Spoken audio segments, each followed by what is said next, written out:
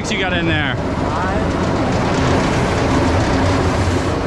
That's too much water. You're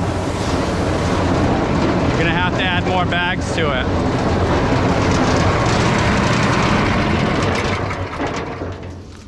Yeah, that's way too soft. We can't mix it that soft. It will leak all over the place. Yeah, you shouldn't have put that much water in. I just told him that. I know, after he dumped it, I told him that was too much. Oh. You did? Yeah. No, you did not. When you dumped that last bucket in, I told No, him it you was did too not. much. How are you cutting this? On here. Did you mark it? Where did you mark each piece? Yeah. That's not how you do it. Well, I just did it like that. I know, but really what you should do is you should just take out, how far did I tell you to do it? 48. 48? Look, you can do it just like this. You place that thing there, right? Slide your rebar out to 48 and just cut that. Like, it doesn't have to be 48 perfect, you know what I'm saying? Yeah, well, I already have it marked out. So. That way you don't have to mark every individual piece. You just mark, you make one mark and you keep using it. Where's your mark? Look, there's my mark right there.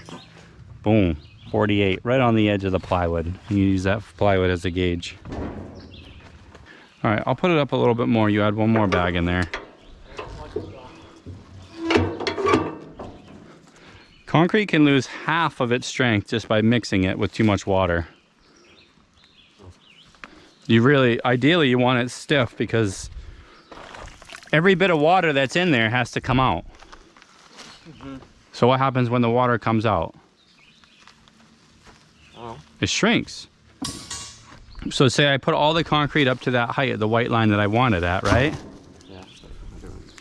Just you got a knife on you or not? No? Oh, bro. Dude, you I didn't just want it to break. stop it. Just throw it up in there. Huh? Toss it in like you had it.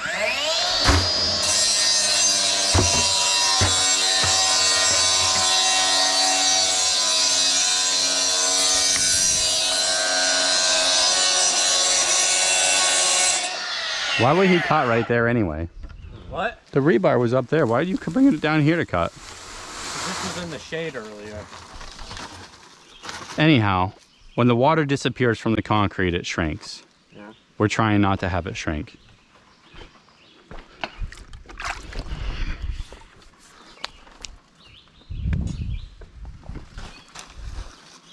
Go ahead, start it back up. How many bags are in there? 7? Probably.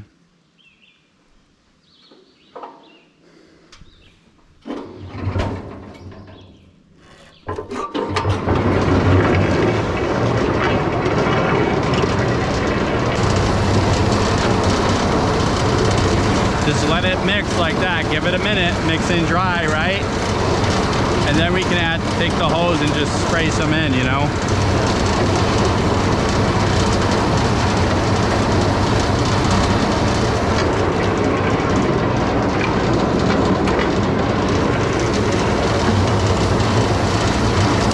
You just keep tipping it down so it mixes more.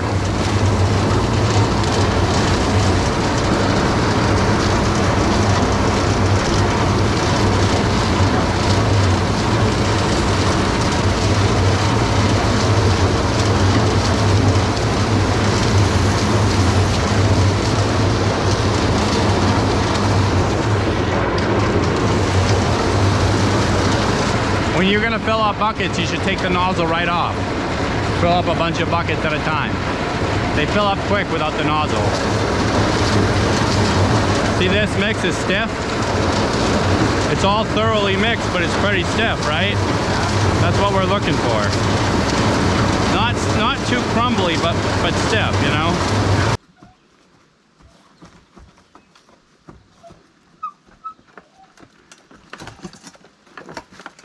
What was that?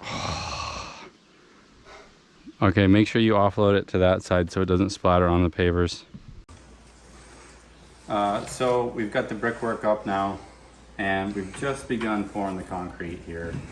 Just wanted to show you how I did it.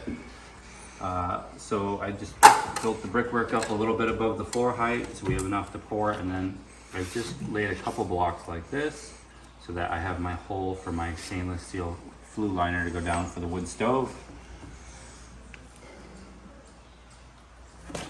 I've got my foreman for my ash dump. This is where the ashes from the firebox will go down to the basement. And basically I just use a plank to come across and find a center mark and find where this hole is going to be before I do it. So I can just put some sill seal around it, and tomorrow when the concrete's hard I can just pull this out pretty easy, and I'll have a hole waiting for me. I'll have to bust the wire out still, of course, but it will be a clean hole to the basement and I won't have to saw cut it or anything. So that's where we are now. We're gonna pour the concrete up to height, and tomorrow we can start laying out the firebox.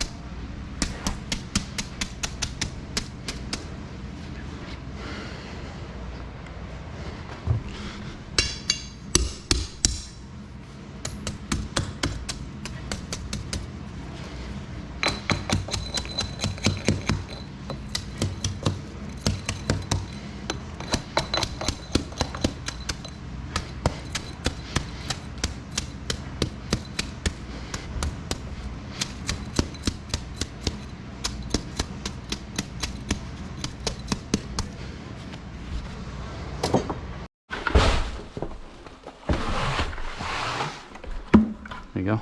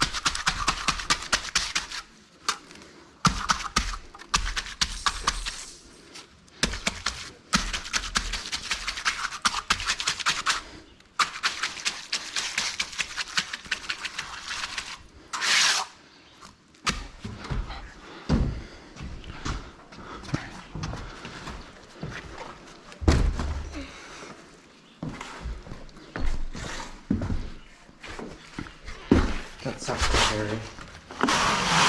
Yeah. Tell them not to fill them up as much.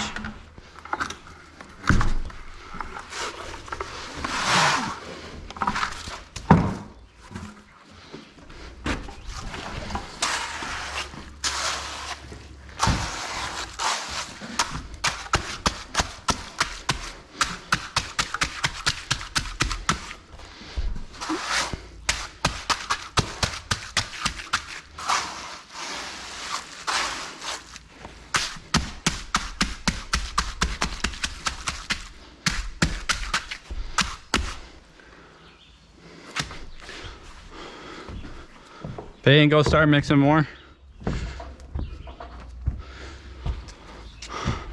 Get it. Probably at least 3 or 4 bags, I think. Is that all of it now? No, it's a little more. At least 3 bags to start. How many bags did we just do?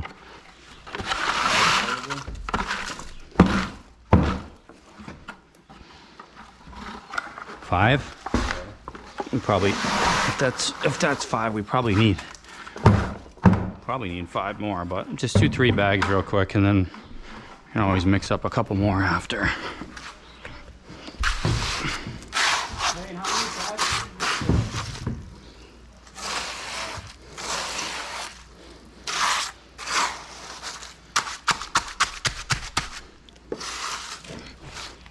Dude, I'm drinking 4 or 5 of these today. I haven't eaten once. It's all coming out in the slab. I haven't even seen you sweat yet today.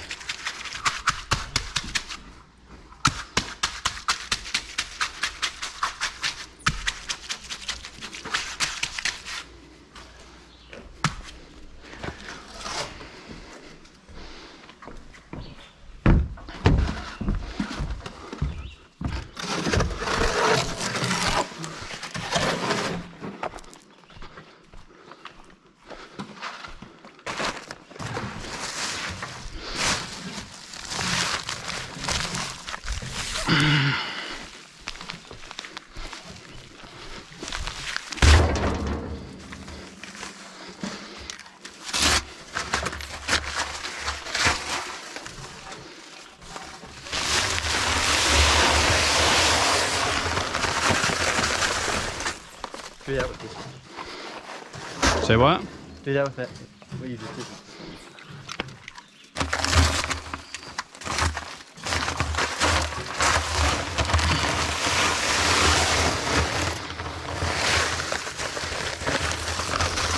We'll probably have to mix a little bit more after this, but who knows. Go ahead, start it up.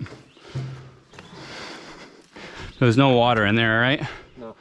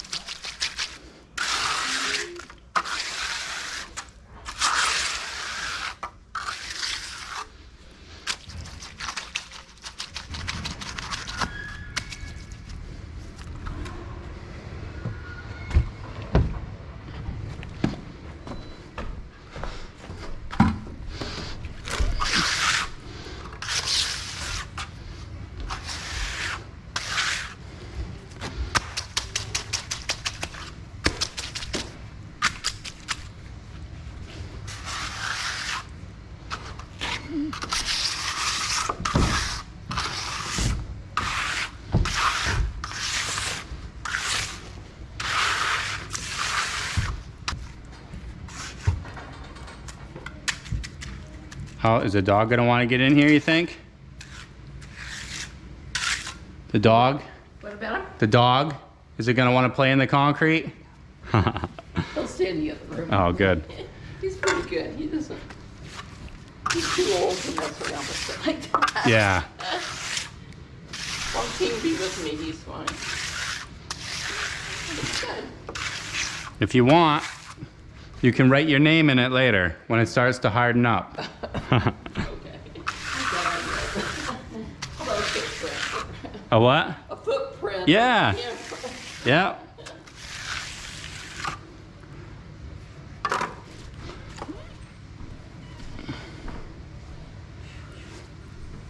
Still hot, huh? It is. If you do enough of them, you remember how to do it. Yeah. Do your sons, do they enjoy doing this, or is it just like a job that they get paid for? I think that as they get older, Yeah. they're starting to like it more because they realize they're not gonna be on the job with me forever, you know. Right.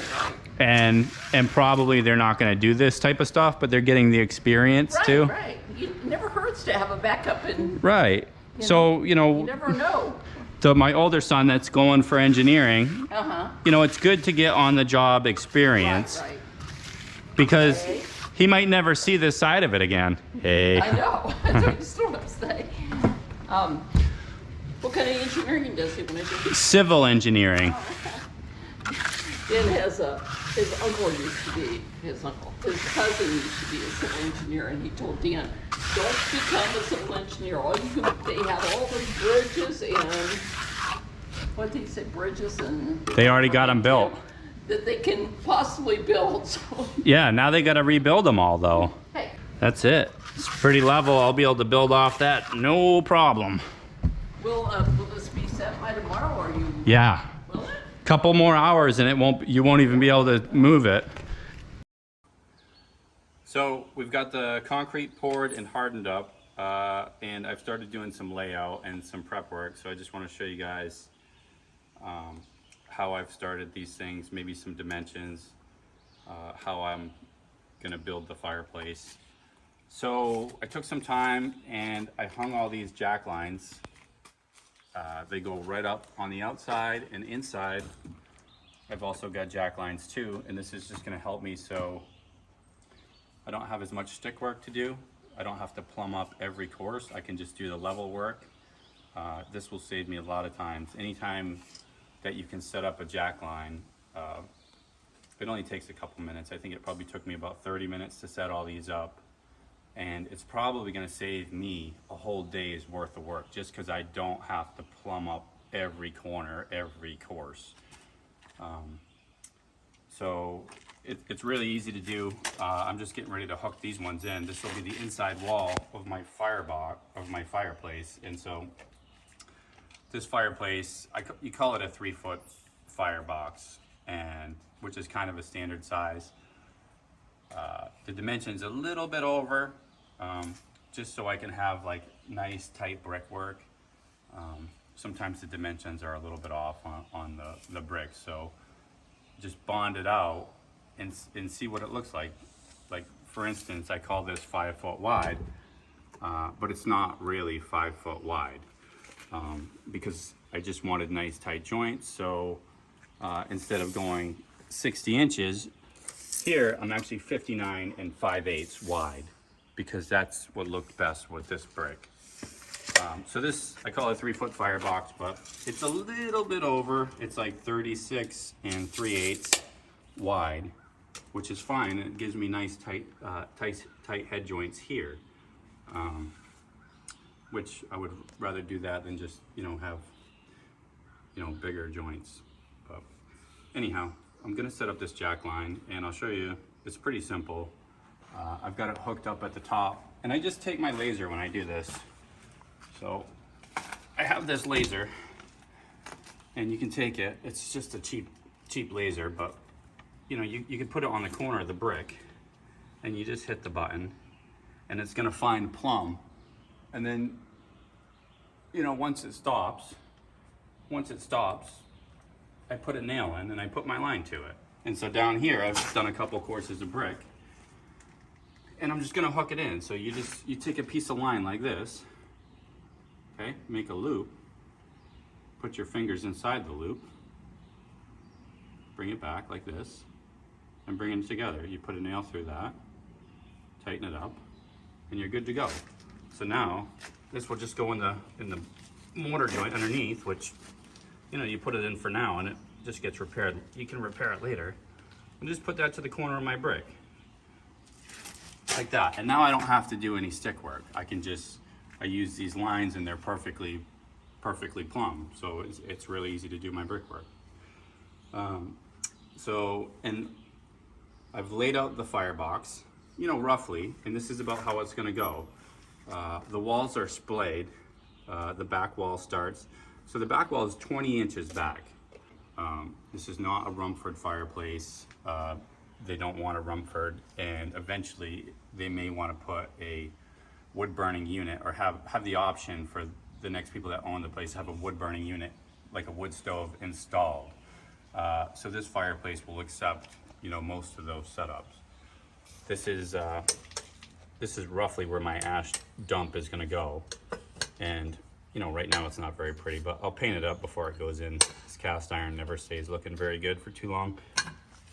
The clean out, you can see I had my block form in there, and now I've got just a hole, and you lay out all the Firebrick to where you're going to hit that hole, and you have to do everything ahead of time, and then it's important that this all works out. You want to put your form in the right place. And so your fire brick will start where they're supposed to, and then you'll end up in the right spot. So you just take the measurements and make sure you get there. And then you have to break this stuff out, right? So I'll go around and I'll cut all this wire lath out, and you can use pretty much whatever you want to cut it out.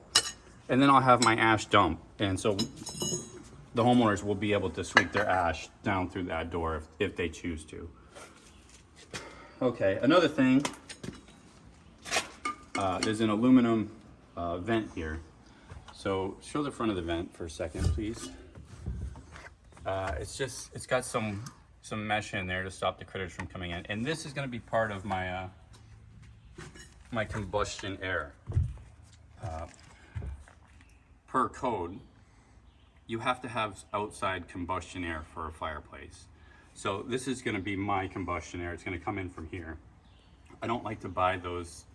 There's some kits that you can buy from your masonry retailers that sell basically a steel pipe or whatever that goes into the side of your firebox, and most of them are just ugly. And then also, I don't want to put metal into the side of a firebox. Metal, when it heats up, it expands a lot, and it, you know, probably will crack up the brick and stuff. You can put something in like this as long as it's loose in there, but you know, the one in the side would have to be, you know, mortared in, and I don't like that at all. So I'm going to build a masonry channel that will run here, and as long as I'm over 6 cubic inches, that will be sufficient for this firebox.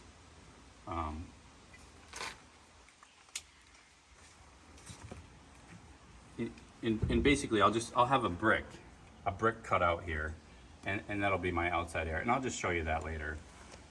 Some of the dimensions for the firebox. Okay, so I lay the brick how a brick is supposed to be laid, on its side. Most guys will lay like this, right? And they can do a firebox at a 60 Firebrick, right? They want to cheap out on the Firebrick because, you know, they're $2 a piece and they want to save a couple bucks. And yeah, it goes up faster like that, but I don't like it. I want the full protection. And the minimum thickness of the firebox wall is going to be 8 inches anyway. So I still have to build another wall behind here. So even if I do it like this, I still have to be from the face, inside face, I still have to be 8 inches thick if I'm using Firebrick.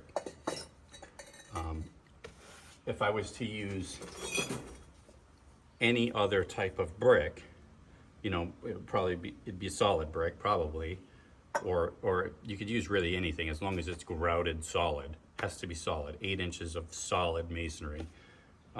If I was using anything else, I would have to be 10 inches of solid masonry. And you can see I'm losing space for all my other stuff, for my flues coming up and, you know, up the side. So I really want to have the Firebrick.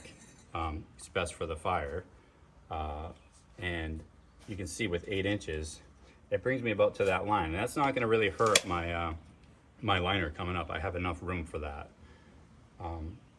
If I needed a little more room, I could also make this firebox a little bit more shallow. That changes things up at the lintel height and where the damper goes.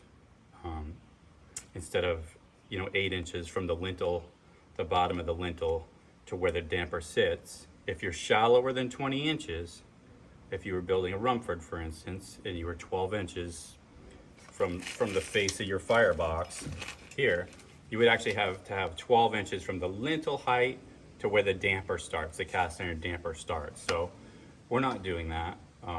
We'll be like anywhere, whatever it ends up being. It'll probably be like 8 to 10 inches tall.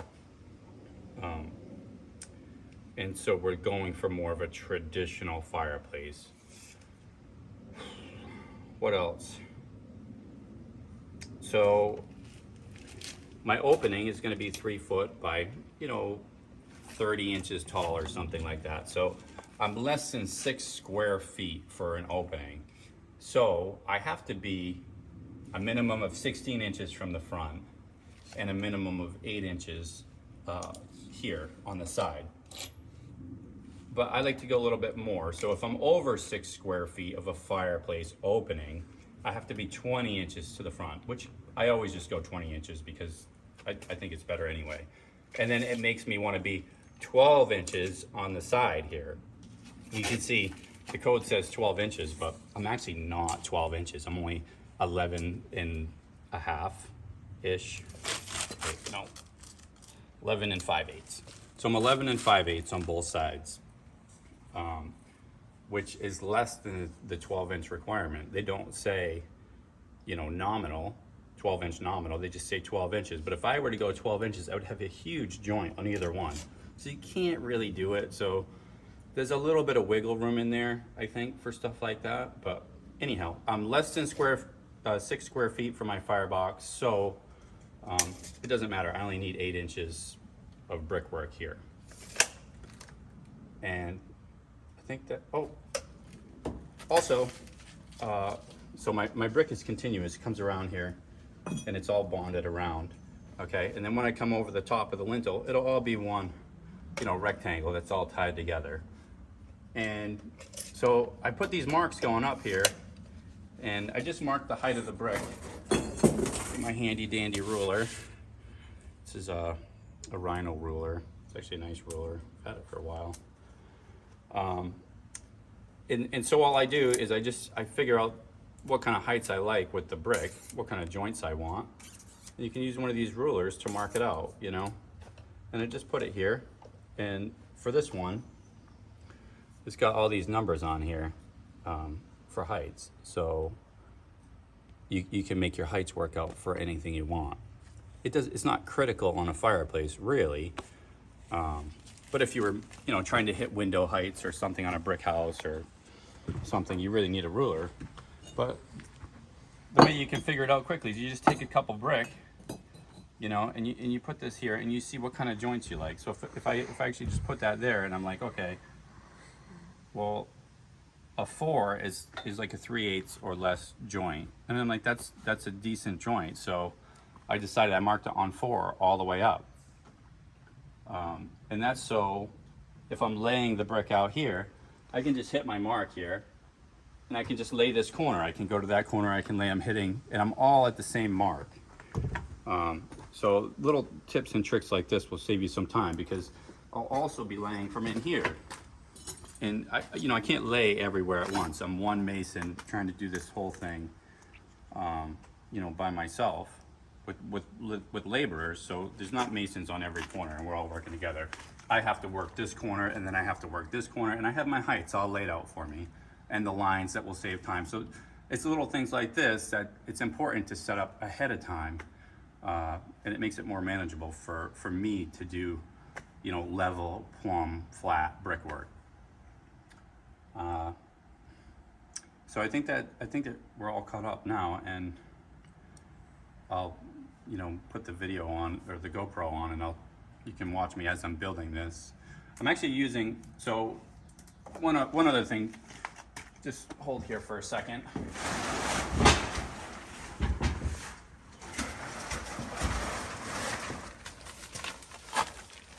So this is what I'm using for the mortar to lay the Firebrick, okay? This is Heat Stop 50. It's meant for laying Firebrick and meant for laying flues. Most guys don't use this stuff, but you know, it's part of the code. You have to use it, but they want to avoid paying $50 or $60 a bag and just use a regular bag of mortar that's only $7 or $8. Well, you can't do it. It doesn't pass. It doesn't fly. So this needs to be used, and I know it's not used because I ask my suppliers. I say, okay, every time you deliver a fireplace, are they buying this stuff? And in most cases, they don't buy this when they get a fireplace delivery, you know? So it's very important that you start to use this stuff. It's been in the code for a while, and still most people don't do it because the inspectors don't even, you know, they don't know what they're looking for. So anyhow, I guess that's my rant. But so I'm gonna start laying up the Firebox. I'm gonna put the GoPro on, and we'll check back in a little bit.